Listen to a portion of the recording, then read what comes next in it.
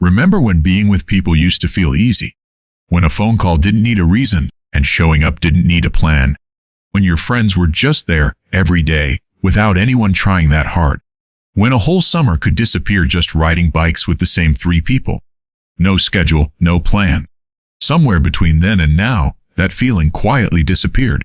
And you're not exactly sure when it happened. You just noticed one day that you had more contacts than ever, and fewer people you could actually call at midnight. More followers than you've ever had, and fewer people who'd notice if you went quiet for a week. Maybe it was the year everyone moved for college, and the group chat slowly turned into just birthdays and memes. Maybe it was the first job, the first apartment, the first year that made seeing anyone require actual planning. If growing up made you feel more alone instead of less, this video is for you. Because what happened to you isn't rare. It's just rarely talked about. Nobody warns you that adulthood comes with a quiet kind of loss. Not a dramatic one, not one big goodbye. Just a slow fade, spread out over years. Until one day you look around and wonder where everyone went. As a kid, closeness didn't take effort. It just happened by proximity. Same classroom, same street, same lunch table, every single day. You didn't have to plan friendship. You just had to show up, and it was already there. Nobody had jobs. Nobody had rent. Nobody had somewhere more important to be. So closeness built itself, quietly, in the background, without anyone trying. Then adulthood arrived, and it took the built-in structure away. No more shared classroom. No more same street. No more guaranteed lunch table. Suddenly, closeness wasn't something that happened to you anymore. It became something you had to build on purpose, from nothing, every single time. And most of us were never taught how to do that. We were taught how to get a job, how to file taxes, how to be independent. Nobody taught us how to keep people close once life stopped doing it for us. So the friendships that used to run on autopilot started needing fuel we didn't have. Group chats went quiet. Plans got canceled and rescheduled until they just stopped happening. People got married, moved away, had kids. Changed in ways that made the old closeness fit differently. And little by little, without anyone deciding it, the people who used to know everything about you knew less and less.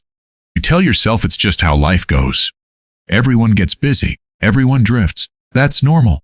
And it is normal. But normal doesn't mean it doesn't ache. It's a strange kind of grief because nothing tragic happened. No one did anything wrong.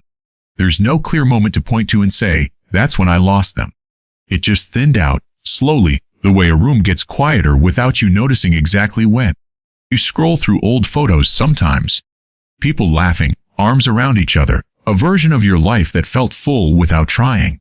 And you wonder how something that felt so permanent back then could feel so far away now. You remember inside jokes that made no sense to anyone else. Sleepovers that ran until sunrise, a closeness that never needed explaining. Now those same people like your posts once in a while. And that has to count as staying in touch. Maybe you've tried to recreate it. Reached out to an old friend, planned a trip. Tried to force the old closeness back into your new, busier life. And sometimes it works for a night. But it rarely lasts, because the structure that used to hold it up is gone. But here's what almost nobody tells you about this particular kind of loneliness. It isn't proof that you failed at friendship. It's proof that friendship as an adult runs on a completely different fuel than it did as a kid. As children, closeness was passive. It happened to you because of where you were. As adults, closeness is active. It only exists where someone chooses to keep choosing it. Most people, including you, were never taught how to make that choice on purpose. This isn't about you being bad at relationships.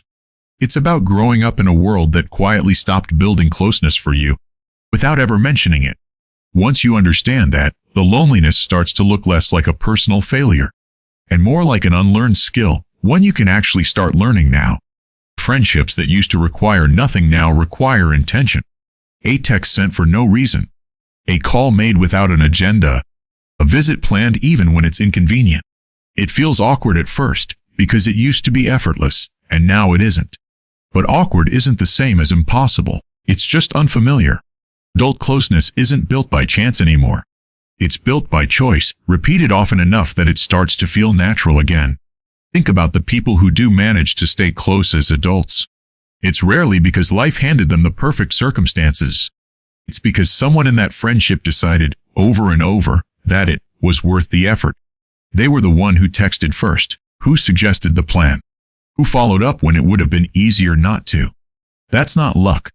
That's a decision, made quietly, again and again, long after it stopped being automatic. You can be that person too. It just means unlearning the idea that closeness should still be free. Some of the closest adult friendships you'll ever see started as two people who refused to let the distance win. Not because it was easy, but because they decided the person on the other end was worth the inconvenience. Start small. You don't need to rebuild every friendship from your past all at once. Pick one person. Someone you used to feel close to before life got in the way. Send the text you keep almost sending. Ask the question you keep almost asking. Not, we should catch up sometime, which rarely turns into anything, but an actual date, an actual plan. Something specific enough that it can't quietly disappear into good intentions. Even something as small as calling instead of texting can shift a friendship back toward something real. Voice carries more than a message ever can, and it costs you almost nothing to try. It might feel strange to try this hard for something that used to be effortless. That strangeness is just evidence of how much has changed, not evidence that it's too late. Some friendships from your past genuinely have run their course, and that's all right too. Not every closeness is meant to last forever, and letting some go isn't a failure either. The ones that still matter to you are usually still there, just waiting for someone to reach first. If growing up quietly cost you the kind of closeness you used to have, you're allowed to grieve that. It was real. It mattered. Its loss is worth feeling, not minimizing. But grieving it doesn't mean you're stuck with the version of adulthood where everyone just drifts. You get to decide that some relationships are worth the effort it now takes to keep them. And more than that, you get to be the person who reaches out first, even when it feels one-sided for a while. Most close adult friendships have one person who tried a little harder to keep it alive. There's no shame in being that person. It just means you value the connection enough to carry it. The loneliness of growing up isn't a life sentence. It's a signal that the old way stopped working, and a signal that it's time to learn a new way, one rebuilt on purpose instead of by accident. You're not the only one who let a friendship quietly fade while telling yourself you'd fix it later. Somewhere, an old friend of yours is probably thinking about you too, wondering the exact same thing, waiting for someone to go first. It might as well be you. If this felt like your story, you're far from the only one living it quietly. So many people are sitting with the exact same ache, missing a closeness they can't quite explain losing. Subscribe if this hit home, because there's more where this came from. And next time, we'll talk about how to actually keep the people who are still worth keeping.